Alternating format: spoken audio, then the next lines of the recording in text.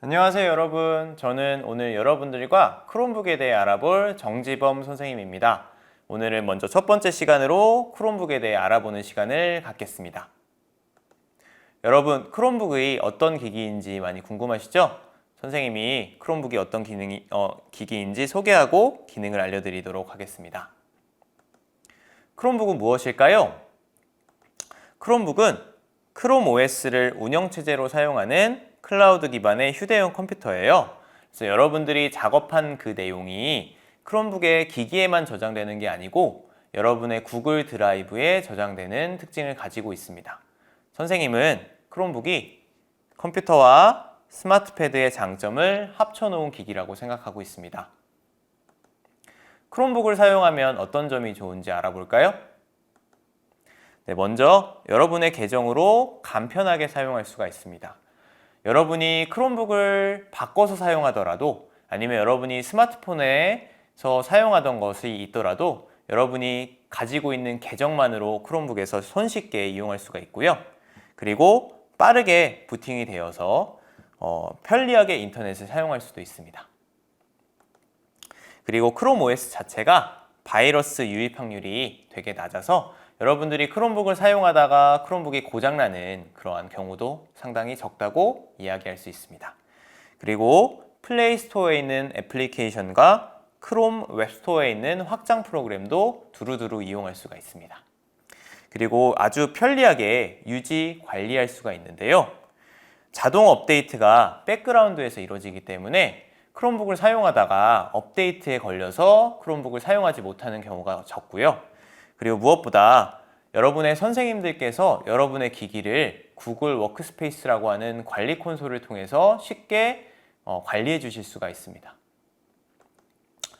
또 다른 크롬북의 장점으로 무선 인터넷망을 통해서 아주 빠르고 간편하게 이렇게 인터넷을 이용할 수 있고요. 그리고 배터리 용량이 충분하여서 여러분들이 하루 종일 크롬북을 사용해도 크롬북이 꺼지거나 배터리가 부족하여서 이용하지 못하는 일이 없습니다. 크롬북을 활용하고 있는 모습인데요. 스타일러스 펜을 활용해서 다양한 산출물을 만들 수도 있고요. 그리고 기본적으로 키보드가 이렇게 달려있기 때문에 여러분이 키보드를 활용해서 다른 친구들하고 훨씬 더 빠르게 작품을 만들어낼 수 있습니다. 그리고 이렇게 블루투스 마우스나 아니면 USB 마우스를 이용해서 마우스를 연결해서 쓸 수도 있습니다. 기본적으로 크롬북은 이렇게 플립 기능이 있는 경우가 많은데요. 여러분들이 이렇게 크롬북을 플립하여서 거치대 없이 사용할 수도 있고요. 이거를 완전히 다 뒤집으면 태블릿 모드로 또 사용할 수가 있어요. 그래서 지금 이 친구들이 이 플립 기능을 활용해서 스타일러스 펜도 이용하고 있고 카메라도 촬영하고 있습니다. 크롬북을 활용할 수 있는 다양한 장치들이 있는데요. 내장 카메라들이 있고요. 그리고 터치스크린이고요. 그리고 내장 마이크가 있습니다. 최근에 여러분들이 교실에서 많이 이용하는 그런 인공지능 교육 프로그램 아니면 소프트웨어 교육 코딩 프로그램을 이용할 때 두루두루 이용할 수 있고요. 그리고 이렇게 실시간 쌍방향 교육을 통해서도 여러분들이 멀리 있는 선생님과 아니면 친구들과 함께 수업에 참여할 수도 있습니다. 크롬북에 달려있는 이러한 포트들을 한번 확인해 보도록 하겠습니다.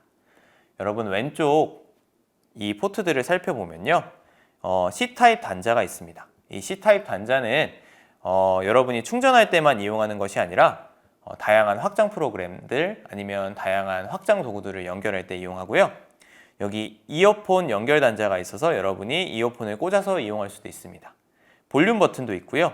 마이크로 SD 카드 슬롯이 있어서 여러분이 지금 기기가 가지고 있지 않은 추가 용량을 추가하고 싶으면 이 슬롯을 이용해서 사용할 수도 있습니다.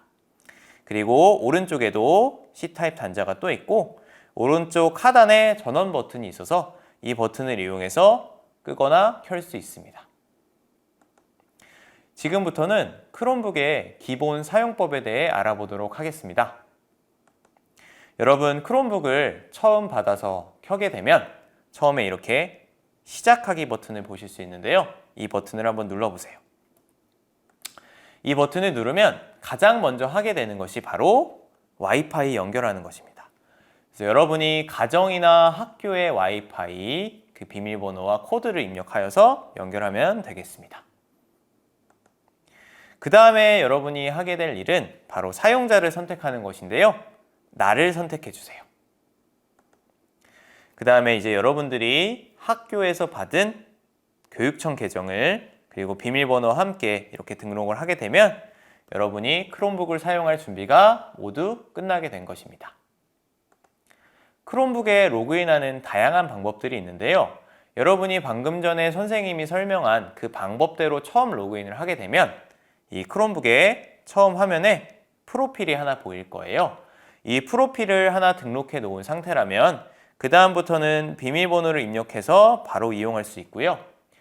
나는 이 프로필 말고 새로운 사용자를 추가해야 돼 라는 상황이 있다면 여기 하단에 사용자 추가 버튼을 누르면 방금 전에 여러분들이 계정을 입력하고 비밀번호를 입력한 그 페이지가 나오면서 새로운 사용자를 추가할 수가 있습니다.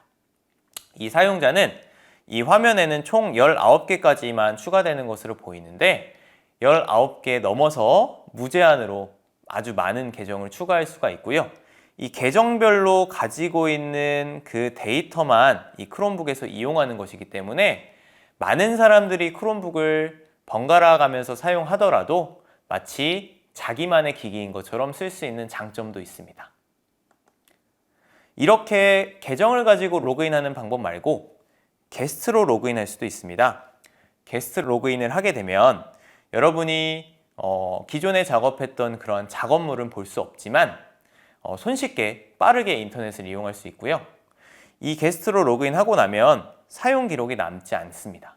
그래서 여러분들이 내가 지금 사용한 이 인터넷 기록을 남기고 싶지 않은데 하는 경우에 게스트로 로그인할 수 있고요. 단점으로는 여러분이 기존에 작업했던 그런 작업물들을 볼 수 없다는 점, 그리고 여러분이 특정한 앱을 설치하고 싶은데 그 특정한 앱이 로그인 되지 않은 환경에서 설치가 되지 않는 앱이라면 그런 앱들은 또 이용할 수 없다는 점이 단점이라고 할 수 있겠습니다. 이제 크롬북의 시스템 메뉴를 한번 살펴보겠습니다. 여러분 크롬북의 화면을 살펴보면요. 오른쪽 하단에 시계 버튼이 있습니다. 시계 버튼을 누르면 이런 시스템 메뉴를 보실 수 있는데요. 이 시스템 메뉴에 있는 이러한 바로가기 버튼을 눌러서 바꿀 수 있는 설정들 말고도 여기 밑에 음량 조절, 밝기 조절, 그리고 로그아웃, 전원, 잠그기, 그리고 여기에 우리들이 많이 사용하는 설정 메뉴가 있는 것을 확인할 수 있습니다. 이 톱니바퀴 설정 메뉴를 누르면요. 이렇게 더 많은 설정 메뉴들을 확인할 수 있고요. 여러분들이 아마 스마트폰이나 태블릿 PC에서 많이 봤고 많이 이용해 봤던 그러한 메뉴를 여기서도 확인할 수 있을 거예요. 그 중에서 선생님이 여러분한테 한 가지 알려드리고 싶은 메뉴는 바로 파워워시 메뉴인데요.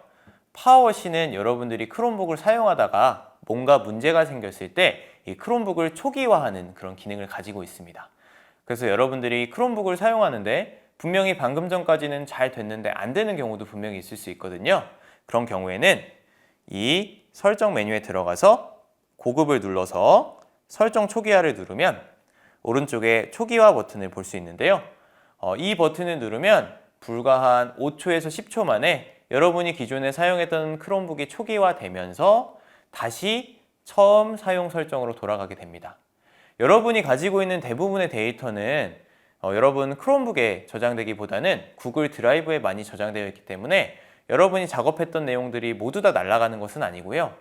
나는 이게 구글 드라이브에 저장되지 않고 이 기기에만 있어 라는 경우가 있을 수 있기 때문에 반드시 초기화하기 전에 이 백업을 한 번쯤은 할 필요가 있겠습니다. 크롬북의 화면을 한번 살펴보겠습니다. 선생님하고 방금 전에 봤던 여기에 시스템 메뉴가 있고요. 여기 아래가 바로 실행기 또는 작업 표시줄이라고 하는 공간도 있습니다. 그래서 여러분들이 이 작업 표시줄을 이렇게 크롬북의 화면을 아래에서 위로 싹 이렇게 쓸어보면 이런 창이 나오고요. 이 창에는 여러분이 쉽게 인터넷을 검색할 수 있는 검색 메뉴도 있고 크롬북이 여러분이 자주 사용하거나 아니면 여러분의 상황에 맞춰서 추천하는 앱도 있습니다. 이것뿐 아니라 요 위에 있는 화살표를 누르면요. 이렇게 크롬북에 설치되어 있는 다양한 프로그램들을 볼 수 있고요. 여기에 나오는 프로그램에 내가 지금 찾고 있는 프로그램이 없다. 그러면 여기 있는 점들을 눌러서 바꾸면 여러분이 찾고자 하는 다른 프로그램들을 찾을 수 있을 거예요. 크롬북에 앱을 설치할 수 있는 종류는 두 가지인데요. 앱스토어, 플레이스토어에 있는 다양한 프로그램들을 설치할 수가 있습니다. 이 버튼들을 눌러보면 이런 것들을 확인할 수가 있는데요. 크롬 웹스토어에 있는 다양한 구글 웹브라우저에서 활용할 수 있는 확장 프로그램들을 깔 수가 있고요. 그리고 플레이스토어에 있는 교육용 애플리케이션들을 두루두루 설치할 수가 있습니다. 여러분이 지금 사용하고 있는 크롬북의 설정에 따라서 때로는 이 두 가지의 이 앱마켓에 있는 모든 프로그램들을 설치하지 못하는 경우도 있을 수 있는데요. 그런 경우에는 선생님께 요청하여서 선생님 저 어떠한 앱이 필요하니까 설치해 주세요 라고 이야기하면 여러분의 크롬북에서 바로 이용할 수 있습니다. 크롬북에 사용하는 앱을 여기에 있는 실행기에 고정할 수도 있는데요. 크롬북은 기본적으로 이 바탕화면에 바로가기 아이콘을 추가하는 방식이 아니라 여기에 있는 실행기에다가 여러분이 자주 사용하는 이 앱을 고정하는 형태입니다. 여러분이 사용하고자 하는 앱을 꾹 한번 눌러보세요. 네. 아니면 터치패드를 이용해서 오른쪽 마우스 버튼을 클릭을 하면 이런 화면이 나오게 되는데요. 여기서 실행기의 고정 버튼을 누르면 여기에 실행기에 바로 고정되는 것을 볼 수가 있습니다. 해제하는 것도 간단한데요. 이 실행기에 이미 고정되어 있는 프로그램을 꾹 누르면 또 이런 화면이 또 나오게 돼요. 거기서 실행기의 고정 해제 누르면 바로 이 고정된 이 프로그램이 사라지는 것을 확인할 수 있습니다. 크롬북의 앱을 다양하게 소개할 수 있겠지만 저는 오늘 그 중에 카메라를 한번 소개하고 싶은데요. 카메라는 여러분이 크롬북에 추가하지 않아도 기본적으로 설치되어 있는 그런 애플리케이션입니다. 이 카메라를 누르면 이런 카메라의 화면을 볼 수 있고요. 여기서 뭐 반전, 그리드, 타이머, 그리고 화질 설정, 그리고 사진만 찍는 것이 아니고 비디오 촬영도 할 수 있고요. 이 사진을 정사각형 모양으로도 찍을 수 있습니다. 촬영 버튼은 여기에 있습니다. 크롬북을 보다 더 효율적이고 빠르게 사용할 수 있는 단축키들이 많은데요. 여러분들 단축키는 정말 많아서 여러분들이 크롬북을 처음 사용하고 나서 시스템 메뉴에 기기 단축키 보기를 통해서 어떤 단축키들이 있고 이런 것들은 내가 쉽게 이용할 수 있겠구나 라고 한번 확인해 보는 게 좋겠습니다. 선생님이 여러분한테 꼭 알려주고 싶은 단축키가 있는데요. 여러분 가끔 수업하다 보면 한글과 영어가 잘 전환되지 않는 그런 일이 생길 수도 있어요. 그럴 때는 컨트롤 스페이스 버튼을 눌러서 한글, 영어를 전환할 수 있고요. 나는 한글, 영어뿐 아니라 다른 언어까지 추가해서 3가지 이상의 언어를 가지고 있다 하는 상황이 있다면 컨트롤 쉬프트 스페이스를 누르면 되겠습니다. 그리고 또 키보드에 요 검색 버튼을 누르면요. 방금 전에 저희가 크롬북 화면에서 실행기를 이렇게 싹 쓸어 올린 것과 같은 그런 똑같은 메뉴가 나오는데요. 이 버튼을 눌러서 바로 인터넷 검색을 할 수도 있고요. 아니면 여러분 크롬북에서 자주 사용한 앱을 바로 클릭하여서 접속할 수도 있습니다. 그리고 크롬북에 단축키들이 이렇게 위쪽에도 있는데요. 핫키라고 합니다. 실행 종료나 선택 종료하는 거, 페이지의 앞뒤로 이동하는 거, 세로 고침하는 거, 그리고 창을 전체 화면으로 바꾸는 거, 그리고 지금 실행되고 있는 애플리케이션 화면을 다 띄우는 거, 화면 밝기를 조정하는 거, 음량, 그리고 잠그는 버튼들이 여기에서 확인할 수가 있습니다. 네, 그러면 지금부터 우리가 이렇게 유용한 기기인 크롬북을 조금 더 쉽고 다양하게 활용할 수 있도록 크롬북에서 쓰면 좋은 단축키를 한번 같이 알아보도록 하겠습니다. 자, 크롬북에는 매우 다양한 단축키들이 있는데요. 그 중에서 여러분들이 수업 시간에 가장 많이 활용할 수 있고 그리고 가장 보편적으로 널리 알려진 단축키를 설명해 주도록 하겠습니다. 그중 첫 번째는 바로 언어 전환입니다. 자, 여러분들이 키보드에 있는 컨트롤 키와 스페이스바 키를 같이 눌러주면 바로 언어 전환을 할 수가 있는데요. 물론 우리 자판에는 한영 키가 있지만 컨트롤 스페이스 키를 누르면 여러분들이 다양한 언어로 빠르게 변환을 해줄 수가 있고 한영 키가 잘 안 될 때도 바꾸어 줄 수가 있을 겁니다. 그래서 영어와 한국어가 있으면 영어에서 한국어로, 한국어에서 영어로 컨트롤 스페이스 키를 이용해서 이제 언어 전환을 해줄 수가 있을 거고요. 다음으로 이제 컨트롤과 우리 키보드 크롬북 자판의 상단에 있는 핫키 중에 창키가 있습니다. 그래서 컨트롤 창키를 누르면 할 수 있는 스크린샷 촬영하기 단축키를 알아보도록 하겠습니다. 여러분들이 이제 크롬 브라우저에서 이제 웹 검색을 하다가 내가 아주 유용한 정보를 찾거나 아니면 내가 저장하고 싶은 화면이 있을 겁니다. 그럴 때 컨트롤과 창키를 함께 누르시면 여러분들이 보고 있는 크롬북의 화면 그대로를 내 크롬북 안에 저장을 할 수 있게 되는 겁니다. 그래서 컨트롤과 창키를 이용해서 여러분들이 스크린샷을 찍을 수 있다는 거 기억을 해주시면 좋을 것 같고요. 추가적으로 이 스크린샷에 다양한 옵션을 지정을 해줄 수도 있습니다. 그 옵션을 지정해서 촬영하는 방법은 컨트롤, 쉬프트, 창키인데요. 앞에 전체 화면을 촬영하는 것에서 쉬프트 키가 추가된 것을 알 수 있습니다. 그래서 컨트롤, 쉬프트, 창키를 누르면 내가 원하는 부분만 잘라내서 이제 스크린샷을 찍거나 혹은 동영상을 녹화를 할 수도 있게 되는 겁니다. 그래서 내가 보는 화면 그대로를 이제 녹화하는 동영상 녹화도 가능하고 내가 원하는 부분만 잘라서 이제 캡처하는 기능까지 할 수 있는 것이 컨트롤, 쉬프트, 창키라고 봐주시면 좋을 것 같습니다. 여러분들이 이렇게 캡처를 하거나 이제 저장을 했는 이미지는 자동으로 크롬북의 클립보드라는 곳에 저장이 되게 됩니다. 그러면 이 클립보드에 이제 들어가 있는 이미지들을 다른 곳에 붙여놓고 싶거나 활용하고 싶을 때가 있겠죠. 그럴 때는 여러분들의 크롬북에서 검색과 그 다음에 V키를 이용하시면 됩니다.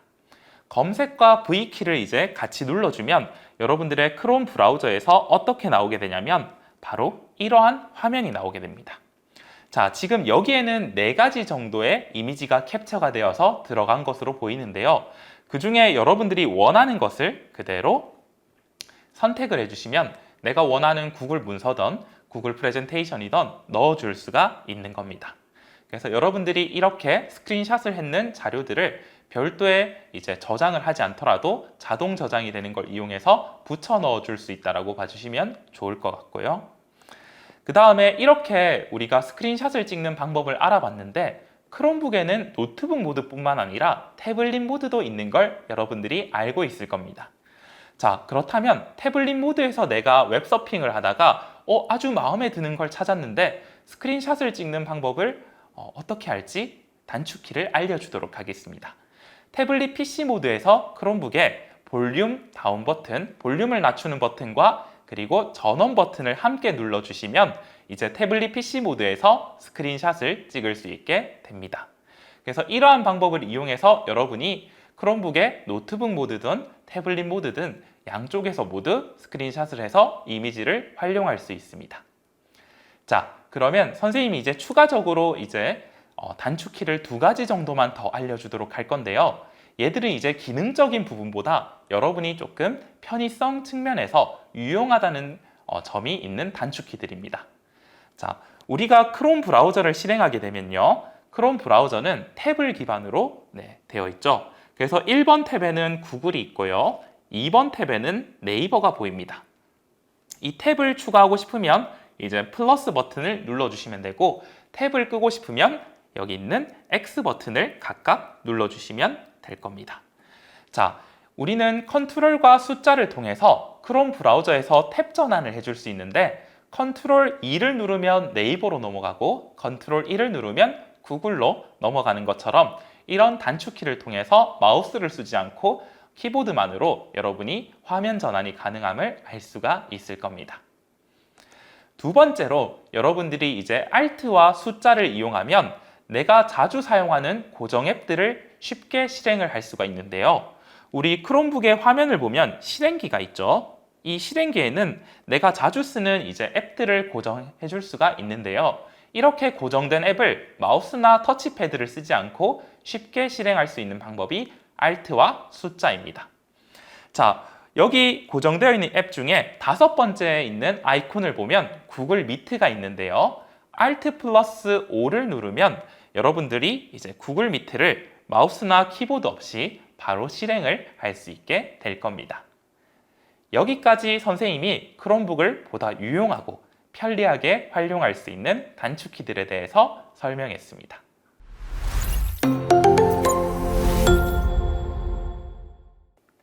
네, 헤이대구 크롬북 활용 교육 두 번째 차시 구글 도구를 활용해 봅시다를 지금부터 시작해 보도록 하겠습니다.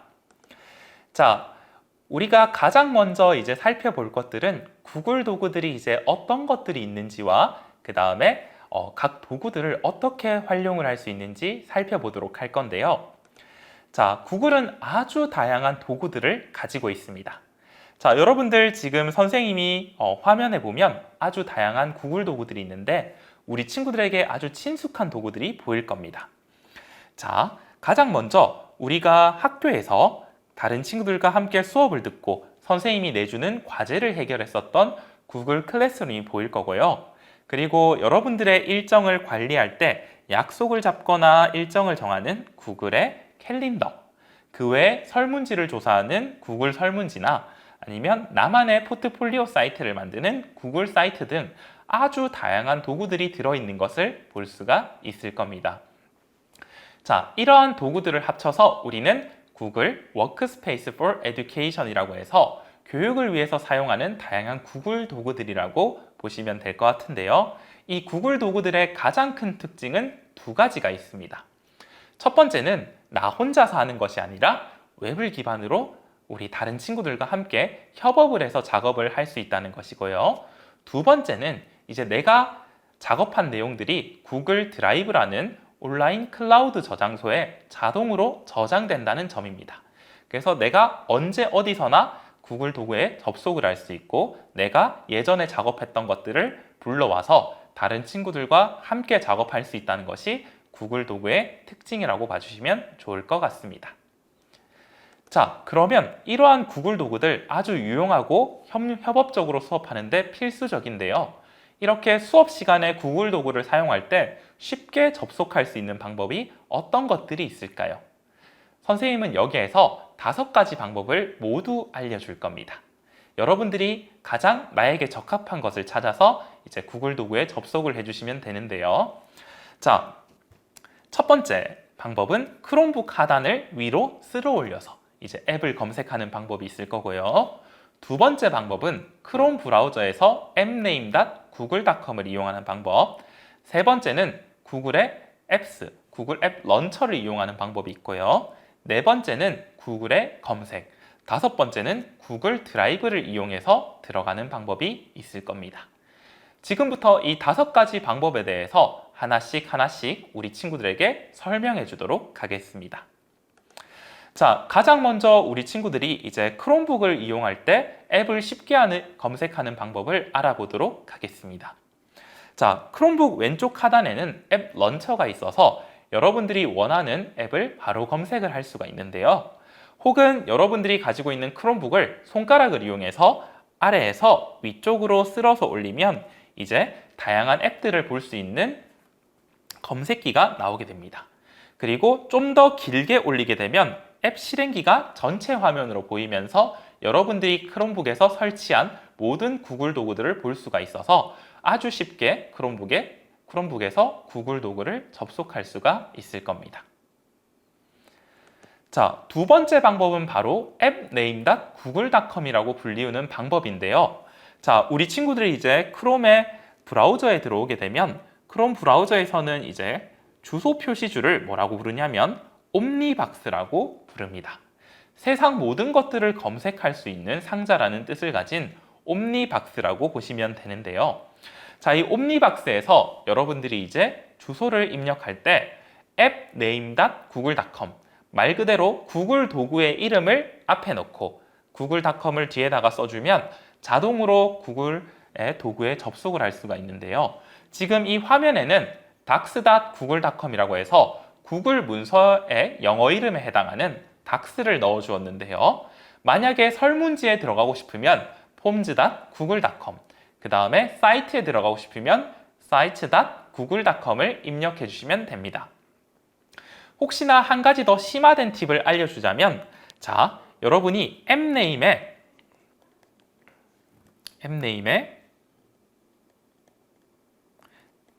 .new를 입력하면 새로 생성된 파일로 바로 이동을 할 수 있게 됩니다. 예를 들어서 자, sheets.new를 쓰면 새로운 스프레드시트를 자동으로 생성해서 들어가는 것처럼 이렇게 앱네임을 이용하는 방법을 알고 있으면 여러분들이 구글 도구에 쉽게 접근하고 또 구글 도구에 이제 파일을 쉽게 생성까지 할 수 있을 것 같습니다. 자, 세 번째로 구글 도구에 접속하는 방법은 바로 우리가 크롬 브라우저에 접속했을 때 로그인의 왼쪽에 있는 아이콘 구글 앱 런처, 구글 앱 아이콘입니다. 자, 이것은 점이 9개 있는 것처럼 보인다고 해서 점 9개, 9닷 혹은 와플 버튼이라고 불리기도 하는데요. 자, 이 점 9개 구글 앱을 누르게 되면 여러분들이 이제 자주 쓰는 구글 도구들이 들어가 있는 것을 볼 수가 있습니다. 그래서 내가 원하는 앱에 접속하고 싶을 때 가장 간단하게 이렇게 점 9개 구글 앱 런처를 클릭하게 되면 내가 만약에 구글 미트에 접속하고 싶거나 아니면 구글 검색에 들어가고 싶거나 이제 바로 클릭 한 번으로 연결이 된다는 장점이 있을 겁니다. 자, 그리고 네 번째는 바로 구글의 가장 대표적인 검색이죠. 자, 구글 검색을 이용하면 여러분들이 원하는 구글 도구를 말 그대로 검색을 통해서 바로 연결을 할 수가 있는데요. 자, 구글 검색 엔진은 이제 전 세계에서 가장 사용 빈도가 높고 가장 정확성이 높은 검색 엔진으로서 여러분들이 구글 도구를 이렇게 검색을 하시면 이제 자동으로 그 검색 결과를 통해서 도구에 접속할 수 있도록 도와줍니다.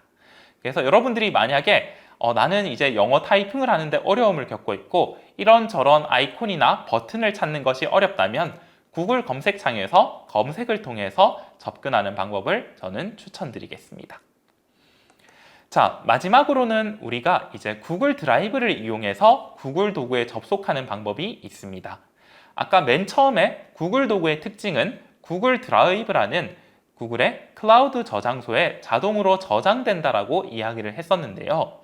여러분들이 구글 문서나 스프레드시트나 프레젠테이션, 설문지와 같이 구글 문서 도구들을 새로 시작하는 것뿐만 아니라 더보기 버튼을 누르면 구글 사이트라든지 구글 드로잉이라든지 구글의 콜앱이라든지 아주 다양한 구글 도구들을 이제 새롭게 시작할 수가 있습니다.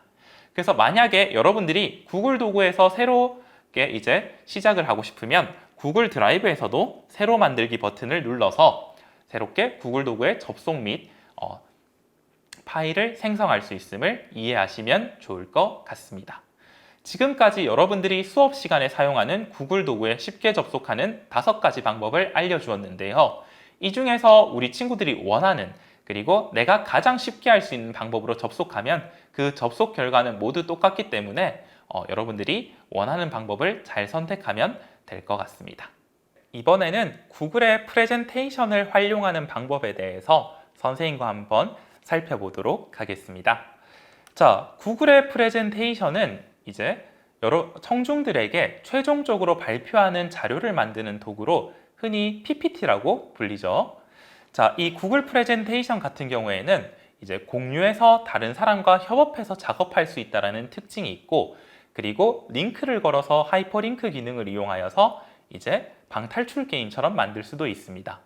그리고 더 나아가서 여기 보시면 이제 구글에 미트가 있어서 다른 사람과 회의를 하면서 동시에 작업을 할 수 있는 장점이 있는 구글의 이제 발표 자료 제작을 하는 도구라고 보시면 되는데요. 우리 친구들도 이제 수행 평가를 하거나 과제를 제출할 때 이 구글 프레젠테이션을 활용하면 자료를 잃어버릴 염려도 없고 별도의 USB를 가지고 다니지 않더라도 작업을 할 수 있다는 장점이 있습니다. 자, 그러면 지금부터 선생님과 같이 구글 프레젠테이션을 만드는 방법부터 하나하나 살펴보도록 하겠습니다. 우리 친구들이 구글 프레젠테이션에 처음 들어오게 되면 비어있는 하나의 슬라이드를 볼 수 있을 겁니다. 자, 이 슬라이드에서는 제목과 부제목을 이제 텍스트를 입력할 것을 이제 요청하고 있는데요. 자, 선생님이 여기에다가 제목을 Hey 대구라고 써보겠습니다. 그리고 두 번째로 부제목으로는 이제 구글이라고 한번 써보도록 할게요. 자, 이렇게 선생님의 첫 번째 슬라이드가 완성이 됐습니다. 자, 이렇게 텍스트와 그 다음에 제목, 부제목 텍스트를 이용해서 완성이 되었는데요. 근데 우리가 일반적으로 슬라이드를 만들 때 하나의 슬라이드로 이제 다른 사람에게 발표를 하지 않습니다. 최소한 여러 장의 슬라이드를 이용해야지 여러분이 좀 더 다양한 자료를 보여줄 수 있고 설득력을 높일 수가 있는데요. 그러면 이제 슬라이드를 어떻게 추가할 수 있는지 선생님과 같이 한번 살펴보도록 하겠습니다. 자, 먼저 왼쪽 상단에 이제 구글 프레젠테이션 아이콘 아래쪽에 플러스 버튼이 있습니다. 이 플러스 버튼을 누르면 새로운 슬라이드가 추가되는 걸 알 수가 있고요. 그리고 위에 슬라이드 메뉴에서 새 슬라이드를 클릭을 해도 새롭게 슬라이드가 추가되는 걸 알 수가 있습니다. 또 다른 방법으로 만드는 방법은 내가 원하는 슬라이드에 마우스 우클릭을 한 후에 새 슬라이드나 슬라이드 복사를 이용해서 이렇게 만들어 줄 수가 있을 겁니다. 자, 그러면 선생님이 이렇게 총 4장의 슬라이드를 만들었는데요. 지금 보니까 검정색 글씨에 하얀색 배경으로 뭔가 조금 내 주제에 잘 어울리는 테마가 있으면 좋겠다라는 생각이 드네요. 자, 이 테마라는 것은 흔히 템플릿이라고도 불리는데 이 배경을 조금 특정 주제로 아름답게 꾸며주는 것을 뜻합니다. 자, 테마를 지정하는 방법은 상단 메뉴바에서 슬라이드를 찾아서 슬라이드에서 테마 변경에 들어가도록 할 겁니다. 자, 슬라이드에서 테마 변경을 누르면 자, 구글 프레젠테이션에서는 이제 우측에 이렇게 이제 테마들이 나오게 되는데요. 자, 여러분들이 봤을 때 가장 어울리는 테마를 선택을 해서 클릭을 해주셔도 되고 아니면 테마 가져오기를 통해서 내가 다른 곳에서 사용했던 테마를 그대로 가져올 수도 있을 겁니다. 자, 그러면 이렇게 내가 원하는 테마가 들어간 것을 확인을 할 수가 있죠. 자, 다음으로 여러분들이 이제 내가 썼던 헤이 대구와 구글이라는 텍스트가 있는데 이 텍스트의 서식을 변경하는 방법을 알아보도록 하겠습니다. 자, 이 헤이 대구를 마우스를 드래그해서 블록을 씌워주고요. 여기 중간에 이제 툴바를 보시면 글꼴, 글꼴 크기, 그리고 각종 서식들이 나오는 걸 확인할 수가 있을 겁니다. 자, 여러분들이 원하는 글꼴을 편하게 이제 선택을 해서 변경을 해줄 수도 있고 그 다음에 내가 원하는 글꼴 크기를 선택을 해줄 수가 있는데요. 만약에 내가 원하는 글꼴이 없으면 이제 키보드를 이용해서 타이핑을 해서 글꼴을 크기를 조절해 줄 수도 있을 겁니다. 그리고 굵게, 기울이기, 밑줄, 그 다음에 글자의 색상까지 이렇게 변경을 해줄 수 있는 걸 여러분들이 확인할 수 있을 겁니다. 그런데 만약에 특정한 조건에 따라서 이런 툴바가 보이지 않을 때가 있을 겁니다. 그럴 경우에는 어디에서 내가 서식을 조절할 수 있냐면 자, 상단 메뉴바에 서식이라는 곳이 있습니다. 이 서식에 들어가면 텍스트가 나오는데요. 이 텍스트에서 굵게, 기울인, 밑줄, 취소소뿐만 아니라 크기와 색상, 배경색까지 모두 조정을 해줄 수 있습니다. 자, 여기서 특히 배경색 같은 경우에는 우리가 흔히 대비 혹은 반전이라고 이야기하는데요. 우리가 특정 글꼴에 대비되거나 반전되는 색상을 이용해서 그 글씨의 색깔과 배경의 색깔의 이제 대비를 통해서 강조를 할 때 쓸 수 있습니다. 그래서 이런 식으로 마치 형광펜이 칠해진 것처럼 강조를 할 때 이렇게 이제 배경색을 설정을 해줄 수도 있을 것 같습니다. 자, 그러면 이제 구글 프레젠테이션을 기초적으로 만드는 방법은 선생님과 알아봤다면 조금 더 잘 활용하는 방법을 알아보도록 하겠습니다. 자, 여러분들이 이제 구글 프레젠테이션에서 내가 원하는 이미지를 추가하고 싶을 때 삽입해서 이미지를 쓸 수가 있을 건데요. 자, 구글 프레젠테이션 같은 경우에는 드라이브와 아주 밀접하게 관련이 있습니다. 구글의 모든 도구는 구글 드라이브에 자동 저장이 되고 구글 드라이브에 있는 이미지들을 내가 가져와서 쓸 수가 있는데요. 자, 예를 들어서 내 드라이브에 있는 이런 이제 구글의 로고를 이제 가져와서 삽입 버튼을 클릭하면 자, 구글 프레젠테이션에서 삽입을 해서 활용을 할 수 있는 걸 여러분들이 볼 수 있을 겁니다.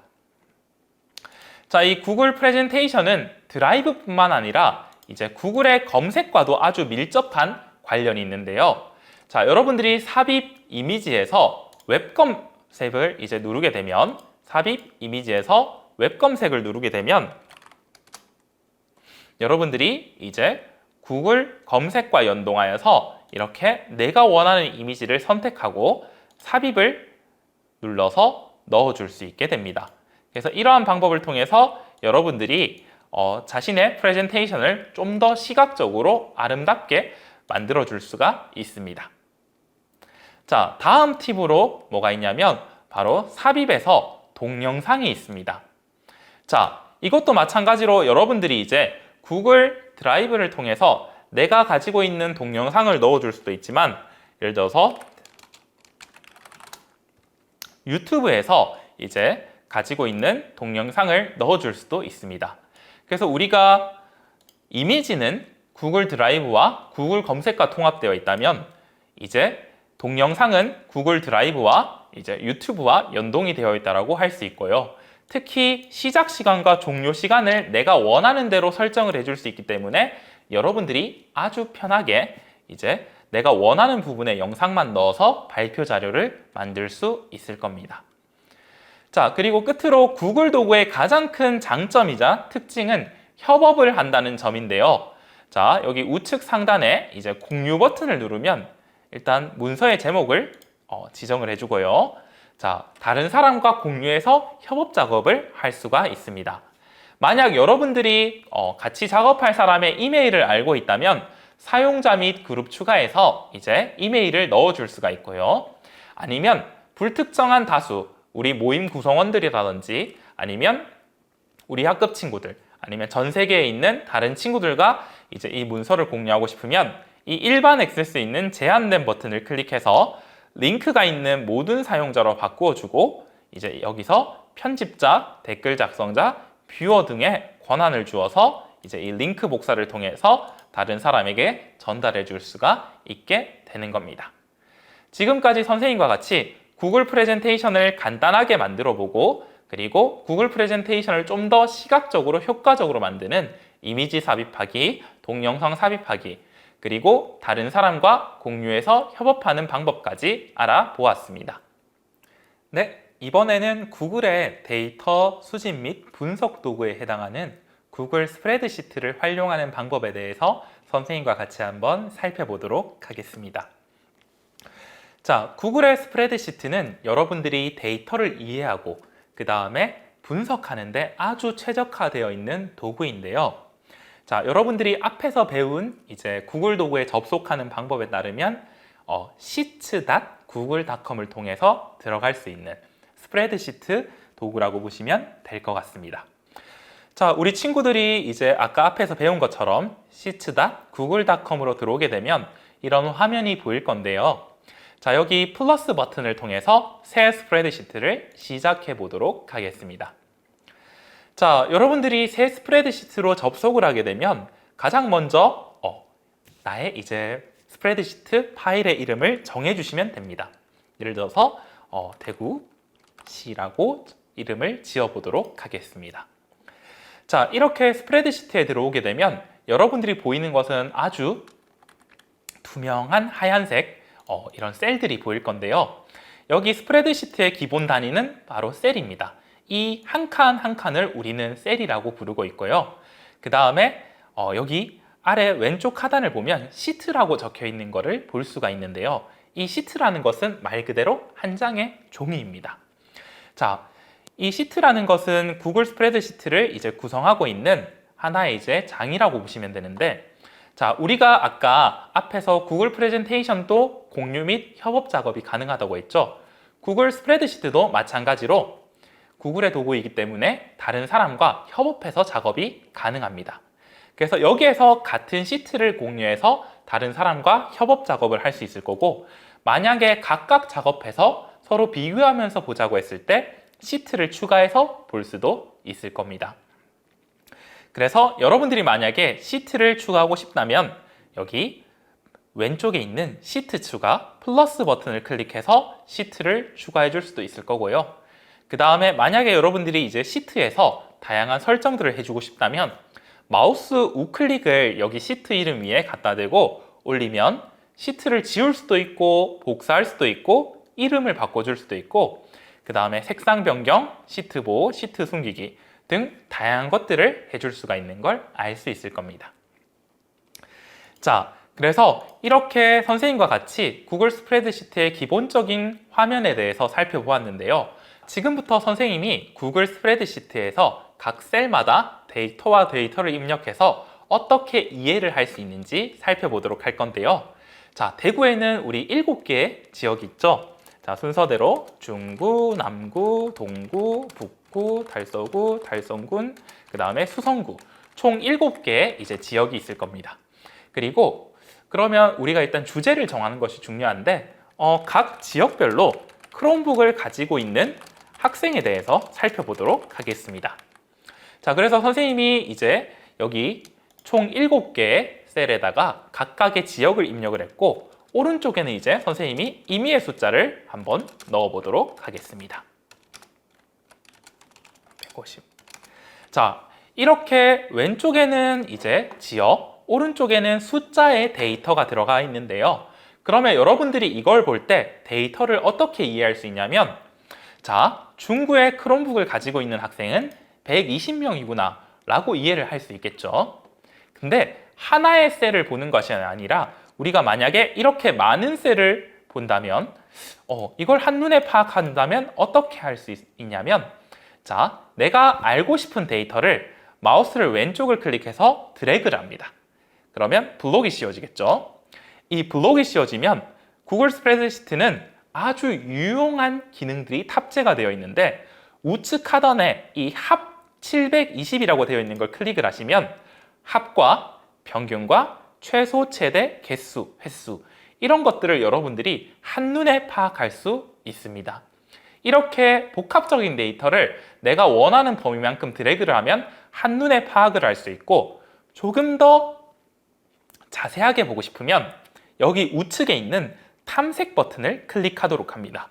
그러면 내가 블록을 씌웠는 그 데이터의 합, 평균, 최소, 최대, 숫자뿐만 아니라 서식을 지정해 줄 수 있고 분석까지 자동으로 이제 진행을 해주는 것을 알 수가 있을 겁니다. 자, 우리 친구들이 우측 하단에 있는 이렇게 자동으로 계산해주고 탐색 기능까지 살펴보았는데요. 그런데 이런 것들을 자동이 아니라 내가 원하는 대로 하는 방법이 있습니다. 자, 그게 뭐냐면요. 바로 함수를 이용하는 방법인데요. 자, 여러분들이 지금 여기 툴바에 가장 오른쪽에 보면 점 3개가 있어요. 더보기를 클릭하면 이제 숫자 3이 거꾸로 되어 있는 함수라는 것이 있는데요. 이 함수를 클릭하면 합계, 평균, 숫자, 최대, 최소, 그리고 그 외에 아주 다양하게 내가 원하는 대로 이제 조절할 수 있는 것이 있는데요. 그래서 내가 예를 들어서 합계 함수를 이용해서 내가 원하는 데이터 범위를 지정해서 이렇게 합계를 내줄 수도 있고, 그 다음에 구글이 아주 좋은 것이 바로 자동 완성을 제한해 줍니다. 그래서 이러한 값들이 있으면 자동 완성 제한 사항을 선택을 하면 이렇게 자동으로 적용이 되는 걸 여러분들이 볼 수도 있고요. 그 다음에 내가 만약에 이렇게 3이 거꾸로 되어 있는 시그마 함수를 이제 이용해서 하지 않고 이제 여기 있는 함수 편집기를 이용해서 해볼 수도 있을 건데요. 자, 만약에 내가 함수를 알고 있다면 는 sum 이렇게 함수를 입력한 다음에 함수의 이름을 넣고 해당하는 범위를 지정을 해주시면 마찬가지로 똑같이 여러분들이 값을 만들어낼 수가 있을 겁니다. 그래서 이러한 방법으로 여러분들이 데이터를 이해하고 내가 원하는 조건에 따라서 데이터를 이제 처리하는 것까지 할 수 있을 거라고 생각이 듭니다. 그래서 여러분들이 이렇게 데이터를 입력하고 데이터를 이해하는 과정을 통해서 스프레드시트가 이렇게 활용이 된다라는 것을 알 수가 있고요.